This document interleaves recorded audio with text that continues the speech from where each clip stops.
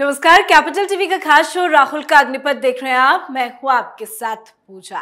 जिद पर अड़े राहुल गांधी ने आखिरकार अपने 2 दिन का मणिपुर का नाटकीय दौरा पूरा कर लिया।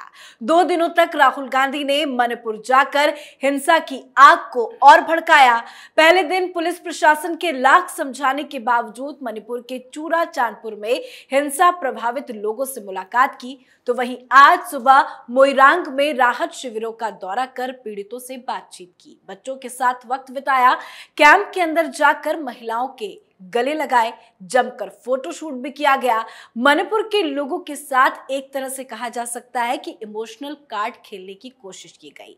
तो साथ ही इंफाल में मणिपुर की राज्यपाल अनुसुईया उइके से मुलाकात की है। पर सवाल यह है कि राहुल गांधी ये सब करके क्या हासिल करना चाहते हैं, आज इसी पे चर्चा करेंगे। साथ ही आपको ये भी बताएंगे कि कैसे राहुल गांधी मणिपुर में थे और मोदी सरकार ने यूसीसी पर ऐसा खेल कर दिया जिससे यूसीसी के नाम पर विपक्ष बढ़ता हुआ नजर आ रहा है। चर्चा के लिए मेरे साथ स्टूडियो में मौजूद है कैपिटल टीवी के एग्जीक्यूटिव एडिटर राजीव जी। राजीव जी, बहुत बहुत स्वागत है आपका। धन्यवाद। राहुल गांधी जिस मकसद से मणिपुर गए थे, आखिर वो मकसद क्या था? देखिए, मकसद तो पॉलिटिकल है क्योंकि राजनीति करने के लिए वहां गए थे। अगर राजनीति में पॉजिटिविटी होती है, सकारात्मकता है, तो उनको किसी भी नेता को फायदा हो सकता है। जब आप राजनीति निगेटिव मानसिकता से बिल्कुल नकारात्मक तरीके से कर रहे हैं तो फिर उसका फायदा के बदले उल्टा नुकसान होता है। राहुल गांधी के साथ ऐसा ही हो रहा है। राहुल गांधी ने मणिपुर का दौरा प्लान किया और उससे पहले क्या हुआ? उससे पहले कांग्रेस केवल मांग करती रही कि मणिपुर में जो हिंसा हो रहा है उसमें सरकार क्या एक्शन ले रही है, सरकार से और कड़े एक्शन की मांग करती रही। इससे पहले सोनिया गांधी ने एक वीडियो संदेश जारी किया और उसमें मणिपुर के लोगों के बारे में कहा कि वहां पर जो चल रहा है वो सही नहीं है, सरकार सख्त रुख अपनाए। अब बेसिकली बात यही है कि कांग्रेस इतने दिनों में, जो 2 महीने के करीब वहां पर हिंसात्मक तरीके से जो कार्रवाई चल रही है, आंदोलन किया जा रहा है कुकियों के खिलाफ और मैतियों के खिलाफ, मैतेई वर्सेस कुकी चल रहा है, जो एक तरह से हिंदू वर्सेस ईसाई की तरह है, जो दोनों के बीच संघर्ष चल रहा है। कांग्रेस की पूरी भूमिका इसमें यही रही है कि इतने दिनों तक सिर्फ सरकार से मांग करती रही। उसके बाद जब केंद्रीय गृह मंत्री अमित शाह, उन्होंने सर्वदलीय बैठक बुलाई कि भाई आप लोग बार बार ये कह रहे हैं, वहाँ से डेलीगेट्स आ रहा है कांग्रेस का भी, दूसरी पार्टियों का भी, कि सब मिलजुल कर वहाँ का समाधान निकालेंगे। तो जैसे ही सर्वदलीय बैठक की घोषणा हुई, उसके बाद पहली प्रतिक्रिया कांग्रेस की तरफ से आई कि ये सब ड्रामा है, क्यों अब सर्वदलीय बैठक बुलाई जा रही है।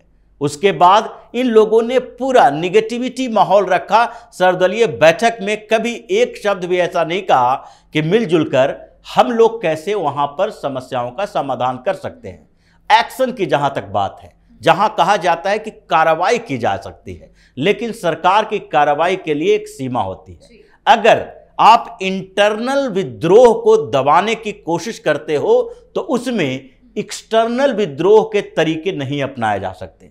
पाकिस्तान से आतंकवादी कश्मीर से होता हुआ हिंदुस्तान में आता था, कश्मीर से घुसपैठ होती थी, पाकिस्तान के आतंकवादी कैंपों से हमले किए गए, पुलवामा में भी अटैक हुआ, वहां पर एक सर्जिकल स्ट्राइक की गई। सर्जिकल स्ट्राइक करने के समय में भी ये ध्यान रखा गया कि ऐसा नहीं है कि बमबारी कर दे, वहां आसपास के जो सामान्य लोग हैं वो भी प्रभावित हों। वो सीधे टारगेट किया गया आतंकवादी कैंप को, वहां पर आतंकियों को सबक सिखाया गया। अब इंटरनल जो भी इनफाइटिंग होती है, विद्रोह होता है, इंसर्जेंसी होती है, उसके तरीके क्या हो सकते हैं। वहां पर मणिपुर में 2 एथनिक ग्रुप हैं जो एक दूसरे से लड़ रहे हैं। अब वहां पर सरकार ने पहले पैरामिलिट्री फोर्सेस भेजा, कुछ जो सेमी आर्मी कहा जा सकता है उनकी भी तैनाती की, असम राइफल्स के जवान वहां पर गए और उसके बाद पुलिस को मुस्तैदी से वहां पर रखा गया। लेकिन वहां की समस्या, वहां के जो रीजनल कॉन्फ्लिक्ट हैं और जो वहां के रहन सहन और वहां पर रहने वाले लोगों की समस्या है, इन चीज़ों पर ध्यान देके ही किया जा सकता है कि एक तरफ पहाड़ी क्षेत्र, जंगली क्षेत्र, दूसरी तरफ मैदानी क्षेत्र। अब वहां पर अमित शाह ने बार बार दौरा किया। दौरे में उन्होंने कुछ ग्रुप से बातचीत की, कुछ लोगों ने हथियार डाले और वो मीडिया में भी खबर आई थी कि यहाँ कितने ग्रुप्स ने हथियार डाले। धीरे धीरे उसको शांत किया जा रहा है। अब कांग्रेस को क्या लगा कि अब तो शांति के रास्ते पे अब मणिपुर जा रहा है। ऐसे समय में जब सर्वदलीय बैठक हुई, वहां आपने अपना सजेशन दे दिया और उसके बाद जब पटरी पे जिंदगी आ रही है तो एक कांग्रेस का बड़ा नेता राहुल गांधी मणिपुर के दौरे की प्लानिंग करता है और वहां पर जाने के बाद पीड़ितों से मुलाकात करने के बहाने एक तरीके से ये उकसाने की प्रवृत्ति है, उकसाने का तरीका है कि आप लोग के साथ बहुत अन्याय हुआ है, सरकार ने भी न्याय नहीं की, आप लोग रिलीफ कैंप में हो। और राहुल गांधी वहां जाके कहते हैं कि रिलीफ कैंप जो है वहां पर सुविधाएं नहीं है, सरकार मुहैया नहीं करा रही है। क्या चाहते हो कि जो रिलीफ कैंप में रह रहे लोग हैं वो भी इन इंसर्जेंसी ग्रुप के साथ मिल जाए। कांग्रेस पार्टी इसका फायदा उठा के रिलीफ कैंप के अंदर की तस्वीरें शेयर कर रही है। बिल्कुल। और वो जो बात कर रहे हो, इसका मतलब आप देश सरकार के खिलाफ उकसा रहे हो कि तुम भी हथियार उठाओ और बदले की कार्रवाई में शामिल हो जाओ। अब ये निगेटिव पॉलिटिक्स होता है क्या?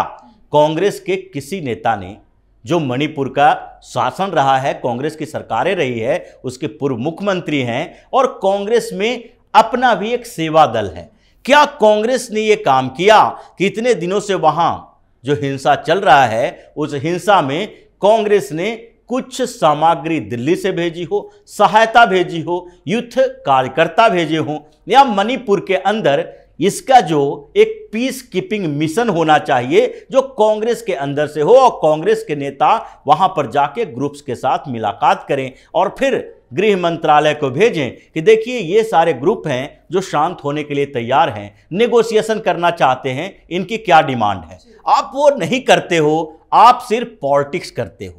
तो पॉलिटिक्स करने के लिए निगेटिव मानसिकता के साथ जाओगे कि जब शांति हो रही है तो अशांत करना जरूरी है, क्योंकि जितने समय तक अशांति होगी कांग्रेस के पास एक मुद्दा होगा।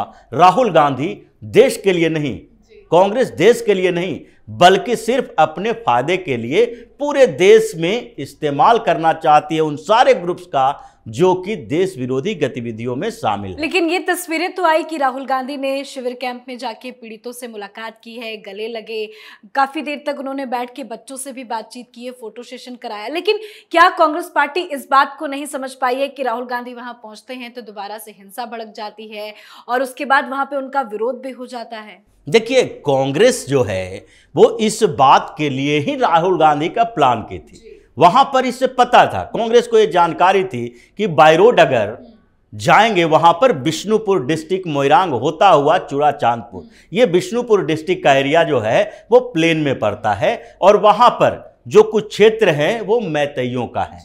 वहां से आगे बढ़ते हुए चूड़ा चांदपुर में जहां पर यह हिंसा की शुरुआत हुई थी वहां पर कुकी आदिवासी ज्यादा है, ट्राइब ज्यादा है और वहीं पर से इन लोगों ने आंदोलन शुरू किया था। तो जब आप बीच रास्ते से जाएंगे, संभावना इस बात की है कि एक राहुल गांधी जैसा नेता, उनके ऊपर हमला हो जाए, कुछ दुर्घटना हो जाए तो फिर पूरी की पूरी जिम्मेदारी सरकार की होगी।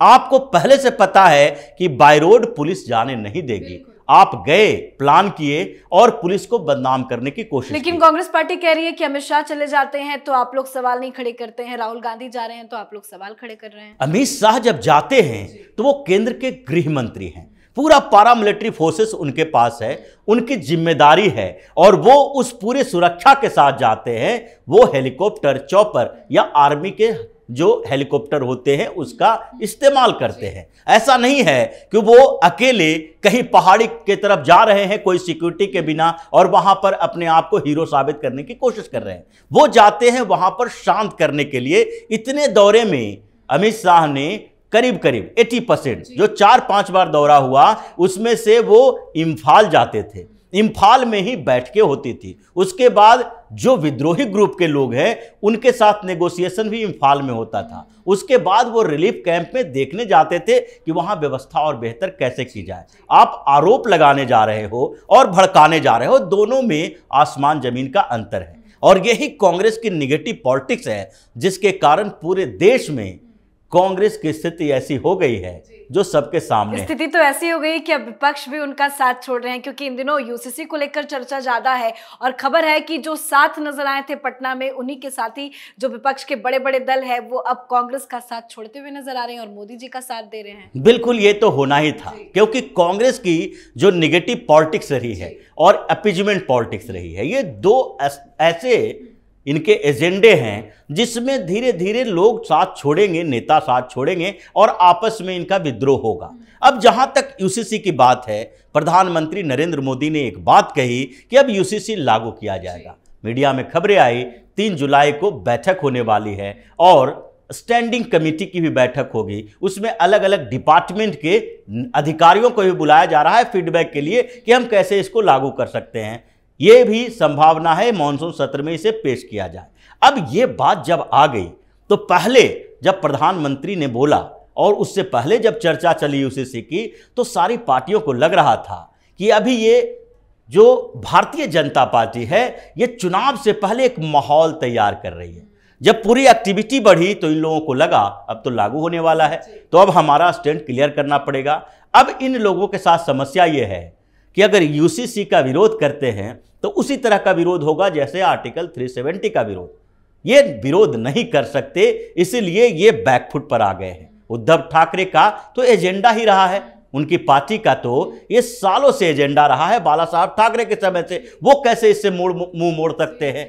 अब अरविंद केजरीवाल के साथ कंफ्यूजन ये है, मुसलमान को अगर साथ लेते हैं दिल्ली के हिंदू नाराज हो जाएंगे, इसलिए वो भी अपना स्टैंड क्लियर कर दिया। अब नीतीश कुमार भी यही चाह रहे हैं, नीतीश कुमार के साथ भी यही समस्या है, इसलिए केसी त्यागी ने बोल दिया कि हम तो बाद में इंतजार कर रहे हैं, हम विरोध नहीं कर रहे हैं। अब शरद पवार की बात है, उनकी बात को देखिए, वो स्मार्टली इस मुद्दे को अभी तक डील कर रहे हैं। वो कह रहे हैं कि अगर ड्राफ्ट आ जाएगा तो उसके बाद हम इस पर अपना रुख तय करेंगे, यानी विरोध वो भी नहीं कर सकते हैं। और कांग्रेस की ही बात है, महाराष्ट्र में कांग्रेस पार्टी ने एक पैनल बनाया है और मुंबई यूनिवर्सिटी के एक पूर्व प्रोफेसर हैं मुरगांवकर, उनके नेतृत्व में एक पैनल बनी है और कांग्रेस पार्टी अपने आप में महाराष्ट्र में कह रही है कि हम तो यूसीसी का विरोध नहीं कर रहे, लेकिन यहां पर सिखों की क्या राय है, वो मुसलमानों की बात नहीं कर रही है, सिखों की क्या राय है उसके आधार पर हम रुख तय करेंगे।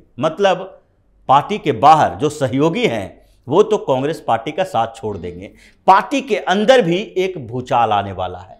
अगर कांग्रेस ने इसका विरोध किया तो जैसे आर्टिकल 370 का विरोध करने के कारण जो कांग्रेस ने आधे मन से सपोर्ट किया, आधे मन से विरोध किया, उसके बाद कांग्रेस के कितने नेता पार्टी छोड़कर चले गए, सिंधिया से लेकर दूसरे नेताओं तक लिस्ट लंबी है। हर स्टेट में कांग्रेस के कुछ नेताओं ने पार्टी छोड़ी थी और अब यूसीसी को लेकर भी कांग्रेस के अंदर एक बड़ा विस्फोट होगा, बाहर में हो रहा है और कांग्रेस के भी कई नेता चुनाव से पहले ही राहुल गांधी का साथ छोड़ देंगे। बहुत बहुत धन्यवाद सर समझाने के लिए। धन्यवाद। तो राहुल गांधी जाति हिंसा से प्रभावित मणिपुर में राहत शिविरों के दौरे को लेकर चर्चा में बने हैं, क्योंकि कई नाटकीय घटनाक्रम देखने को मिला।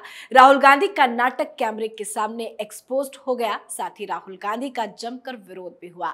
गो बैक राहुल गांधी के नारे लगाए गए, नागरिक समाज संस्थानों और छात्र संघों ने पुरजोर विरोध किया। तो कुल मिलाकर राहुल गांधी का मणिपुर का दौरा फ्लॉप रहा। राहुल गांधी के मणिपुर दौरे को लेकर आप अपनी राय कमेंट करके जरूर लिखें। देखते रहिए कैपिटल टीवी। नमस्कार।